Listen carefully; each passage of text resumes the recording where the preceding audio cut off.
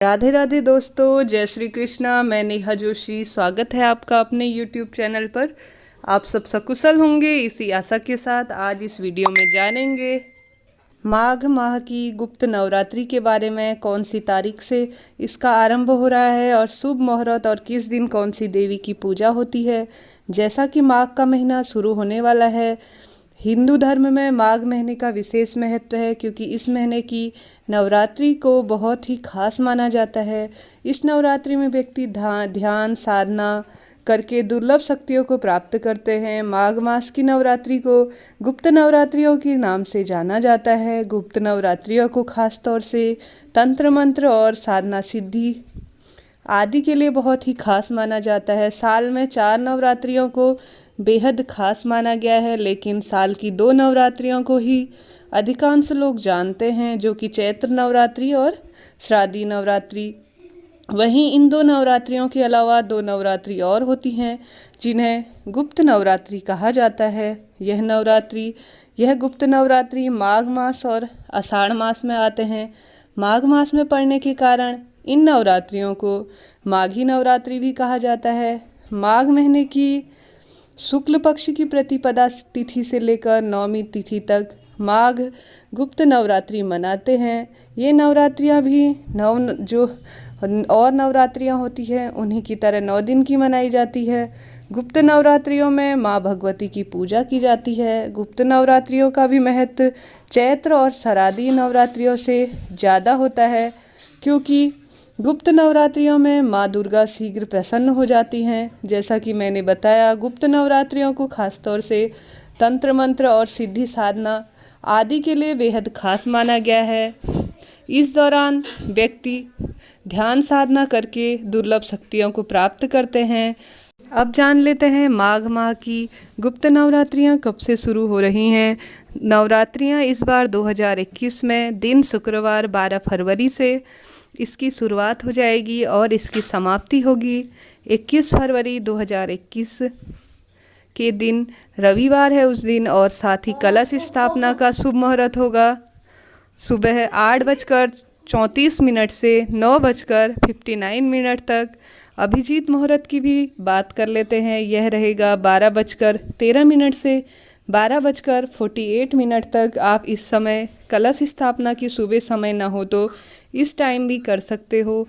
इसको मैं स्क्रीन पर भी दे दूंगी, आप इसे नोट कर सकते हो। अब जान लेते हैं पूजा विधि के बारे में कि किस तरह से नवरात्रियों में पूजा करनी चाहिए। पूजन सामग्री इसमें रहेगी माँ दुर्गा की प्रतिमा अथवा चित्र, लाल चुन्नी, आम की पत्तियाँ, चावल, दुर्गा सप्तशती का जो किताब है वह है, और लाल कलावा, गंगा जल। यह जो मैं सामग्री बता रही हूँ यह अपनी सुविधा के अनुसार आप जितना आपसे संभव हो सके उतना ले सकते हो। साथ ही मिट्टी का कोई बर्तन जिसमें आप जौ उगा सको, कपूर, नारियल, चंदन और पान के पत्ते, सुपारी, लौंग, इलायची, ये सब आप अपनी सुविधा के अनुसार जो उपलब्ध हो सामान्य पूजा की तरह आप इसे ले सकते हो। अब जान लेते हैं नवरात्रि पूजा विधि। सुबह जल्दी उठकर स्नान आदि से निवृत्त होकर स्वच्छ कपड़े पहने, जहाँ तक संभव हो सके लाल रंगों का चयन करें। जैसा मैंने अभी इससे पहले सामग्री बताई उसे एकत्रित कर लें। पूजा की थाल सजाएं। माँ दुर्गा की प्रतिमा को लाल रंग के वस्त्रों से सजाएं। मिट्टी के जो बर्तन है जो मैंने बताया उसमें आप जौ बोते हो तो जौ बोएं और नवमी के दिन तक उसमें हल्का सा पानी का छिड़काव करें। पूर्ण विधि के अनुसार शुभ मुहूर्त में कलश की स्थापना करें। इससे पहले कलश में गंगा जल से मिश्रित जल को भरें और उसके मुख पर आम की पत्तियां लगाएं और उस पर नारियल रखें। साथ ही कलश को लाल कपड़े से लपेटकर कलावा उसके मुख पर बांध दें। अब इसे मिट्टी के बर्तन के पास रख दें। इसके पश्चात फूल, कपूर, ज्योति के साथ पंचोपचार करें। इससे पूर्व नवरात्रि का मैंने किस तरह से पूजन करना चाहिए इस बारे में वीडियो बनाया है, उसका लिंक मैं आपको डिस्क्रिप्शन बॉक्स में दे दूंगी। आप उस तरह से नवरात्रि कलश स्थापना पूजा विधि आप कर सकते हो। इसके पश्चात मैं बताना चाहूँगी, जैसे मैं बता रही हूँ उस तरह से आप इनका माँ भगवती का आप इस स्थापना कर सकते हो। इसके पश्चात 9 दिन तक माँ दुर्गा से संबंधित मंत्र का जाप करें। दुर्गा सप्तशती संभव हो तो उसे पढ़ने की कोशिश करें और माता का स्वागत करके उनसे सुख समृद्धि की कामना करें और व्रत का संकल्प लें।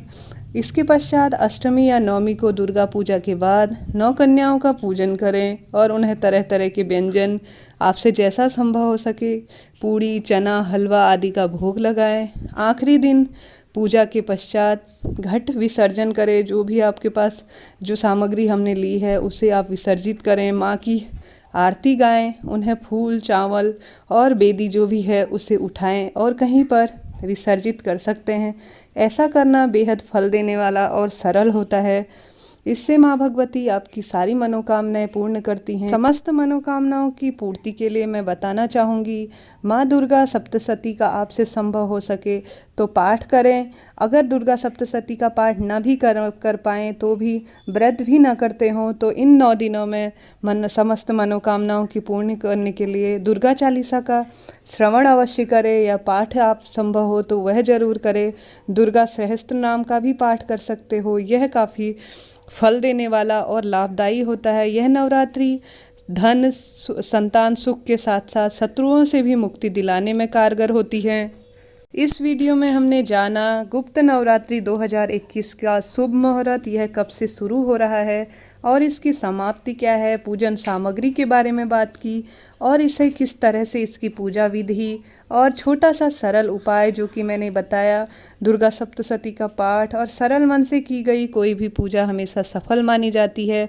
और साथ ही एक मंत्र और बताना चाहूँगी, आप व्रत करते हो या ना करते हो या आपके घर में कोई भी करता हो, पर इस दिन सुबह उठकर माँ भगवती के चरणों में आप प्रणाम करके अपनी मनोकामनाएं पूर्ण करने के लिए उनसे प्रार्थना कर सकते हैं। और एक सरल मंत्र बताना चाहूँगी, जो भी व्रत करते हो या नहीं भी करते हो, माँ दुर्गा के आगे इस मंत्र का आप जरूर उच्चारण करें। यह बेहद फल देने वाला होता है।